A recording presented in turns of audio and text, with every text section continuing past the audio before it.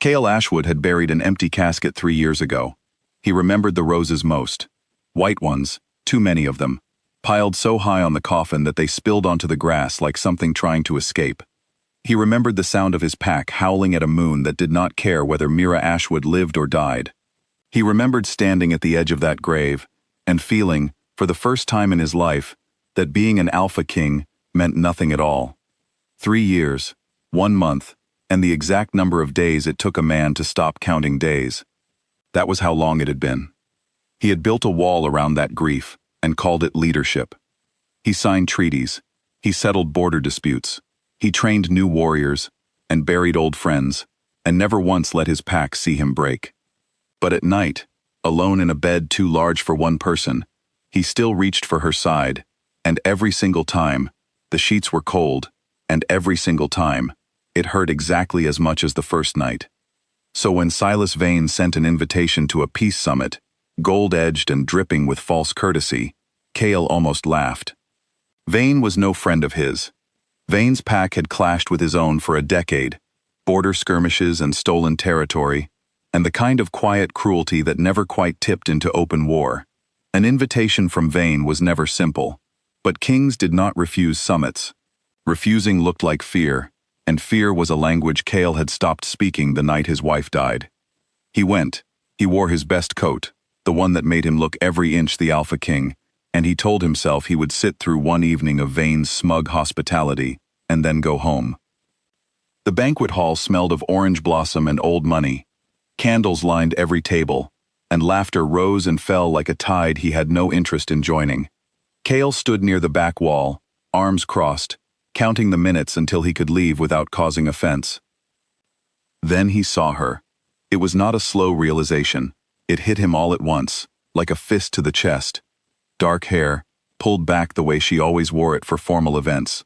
A laugh that was a half-beat too loud, the same laugh his pack used to gently tease her about at family dinners. His hand found the back of a chair before his knees decided to do something foolish. Mira. She was standing near the head table, close to Silas Vane, wearing colors that belonged to his house, not to Kael's. She was smiling, not the tired, polite smile of someone enduring a long evening. A real smile. The kind she used to give Kael across a crowded room. The kind that used to mean, "Come find me later. I have something to tell you." For a long moment, Kael could not move. His mind refused to accept what his eyes were showing him. He had watched her carried into the ground. He had felt her absence carve out a hollow space in his chest that never filled back in, and now she was standing 40 feet away, alive, laughing, dressed in his enemy's colors. She looked up, their eyes met across the noise and the candlelight. She did not gasp. She did not go pale. She did not run toward him with tears in her eyes, the way he had imagined, in his darkest and most foolish hopes, that a miracle might unfold. Instead, she lifted her glass, just slightly, a small private gesture that Kael no longer had the context to understand. Then she turned back to her conversation with Silas Vane, as if Kael were simply another guest at the party, unremarkable, forgettable. His wolf rose up inside him, sharp and furious, and confused all at once. 3 years he had worn grief like a second skin. 3 years he had let his second-in-command take on burdens meant for a grieving king. 3 years he had stopped sleeping on the left side of the bed, because the right side no longer smelled like her, and yet here she was, tucking a strand of hair behind her ear in that same familiar way she used to do when she was hiding something from him. He did not remember crossing the room. One moment he was standing by the wall, and the next, his hand was around her wrist, gentle, despite the storm inside him, because some small, desperate part of him needed to know if she was warm, if she was solid, if this was real, or if grief had finally broken something in his mind. Mira. Her eyes, when they met his up close, were not grieving anything. They were calculating something, quickly and quietly, the way a merchant calculates a price before naming it. Kael. Her voice was even, not a gasp of shock.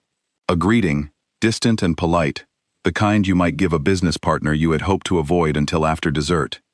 "You look tired." Behind him, Silas Vane's low laugh rolled through the room like something with teeth hidden just beneath the surface. 3 years of flowers on a grave, and she said you look tired. as though he were the one who had returned from somewhere strange. "You died," Kael said, and his voice came out rougher than he intended. "I buried you." "You buried a story," Mira said quietly, glancing once toward Vane, who watched them both with an expression Kael could not read. "Not me." "Explain it to me. Now." "Not here." For the first time, something flickered behind her calm expression, something that looked almost like fear, quickly hidden. "Not in front of him."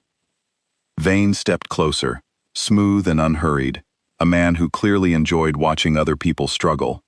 "Alpha Ashwood," he said, using the formal title like a small insult. "I did wonder how long it would take you to notice her. 3 years is a long time to overlook someone standing in plain sight." "You knew," Kael said. "It was not a question. You knew she was alive this whole time." "I knew a great many things," Vane said pleasantly. "Knowledge is rarely free, Alpha Ashwood. You should understand that better than most." Kael's grip on Mira's wrist tightened, not painfully, but enough that she winced and pulled back slightly. He released her at once, unsettled by his own reaction.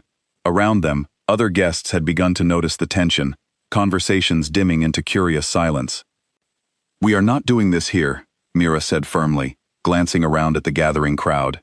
"Kael, please, not like this." Something in her voice, some old familiar note of pleading, cut through his anger, just enough for him to nod once, sharply. Then somewhere else. "Now." Vane raised an eyebrow, clearly enjoying the spectacle, but made no move to stop them as Mira led Kael out through a side door and into a quiet garden behind the banquet hall. The night air was cool, and the noise of the party faded into the background, replaced by the soft rustle of leaves and the distant call of a night bird. "Talk," Kael said. "All of it. I do not care how long it takes." Mira wrapped her arms around herself, though the night was not cold enough to explain the gesture. 3 years ago, there was a plot against you, not from Vane, not directly. From within your own pack. Someone close to you, someone you trusted, wanted you weakened, and the easiest way to weaken an Alpha King was to break his heart beyond repair. Kael felt his stomach drop. "Who?" "I do not know his name, even now. But I found out enough to know that if I stayed, they would use me against you, force you into decisions that would destroy everything you had built. So I made a choice. I let them believe I was dead, so that no one could threaten you through me ever again. You could have told me. If I told you, you would have tried to protect me, and in protecting me, you would have exposed yourself. You would have hunted for the traitor, and the traitor would have struck first. I know you, Kael. I know exactly what you would have done, and it would have gotten you killed. So instead, you let me bury an empty casket. You let me grieve you for 3 years. I let you live," Mira said, and for the first time her voice cracked, just slightly. "I made the trade. Your life for my absence. I would make it again." Kael turned away from her, staring out at the dark shapes of trees swaying gently in the wind. His anger had not disappeared, but it had shifted, tangled now with something closer to sorrow. "And Vane? Why are you standing beside him, in his colors, smiling like you belong there?" "Because after I disappeared, I needed protection, and Vane offered it, not out of kindness. He wanted information about your pack, about your weaknesses, and I gave him just enough to keep myself safe, without ever putting you at real risk. It was not loyalty to him, it was survival." "That does not explain the smile," Kael said quietly. "That does not explain the way you looked at him tonight." Mira was silent for a long moment. "The smile was for you," she finally said.